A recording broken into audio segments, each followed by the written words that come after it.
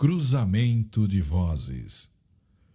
Os nossos hinos têm em seu processo compositivo uma estrutura coral a quatro vozes.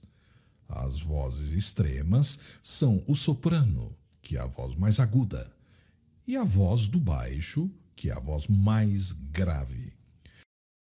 As vozes intermediárias, que são aquelas que têm a função de preencher e completar a harmonização, são o contralto e o tenor. Cada voz tem sua região média. O soprano é a voz mais aguda. O contralto está abaixo do soprano. O tenor está abaixo do contralto e o baixo está abaixo do tenor. Quando esta estrutura não é respeitada, ocorre o que chamamos de cruzamento de vozes.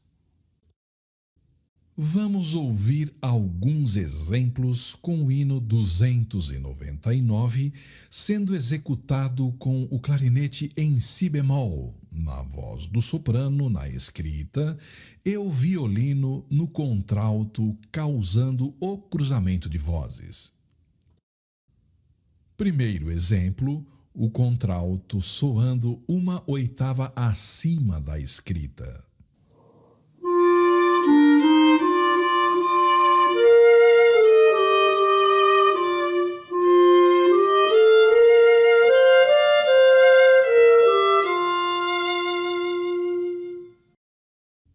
Observe este primeiro exemplo, que o contralto ficou mais agudo que o soprano, e o soprano mais grave que o contralto. Outro exemplo com o contralto soando duas oitavas acima da escrita.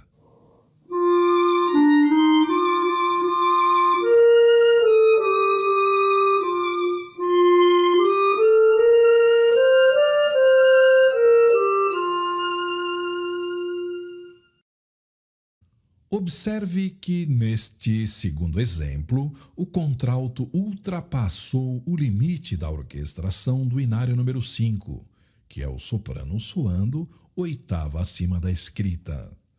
O contralto e nenhuma outra voz poderão soar acima da voz do soprano. O violino não tem o tenor como voz alternativa. E esta voz não deve ser executada pelo violino em nenhuma hipótese. Vamos ouvir um exemplo de cruzamento de vozes causado pela voz do tenor quando é executada equivocadamente pelo violino, soando uma e duas oitavas acima da escrita. Tenor soando uma oitava acima.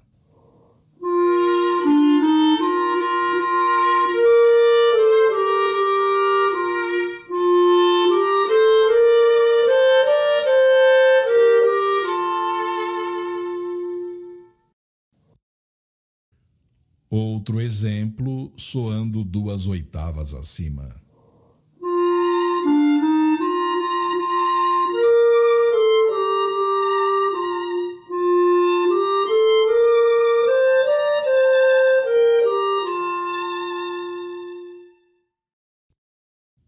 Tanto o contralto oitavado quanto o tenor não devem ser executados pelo violino e por nenhum outro instrumento da orquestra, pois causam desequilíbrio nas vozes e anulam a função de auxiliarem a voz do soprano no canto.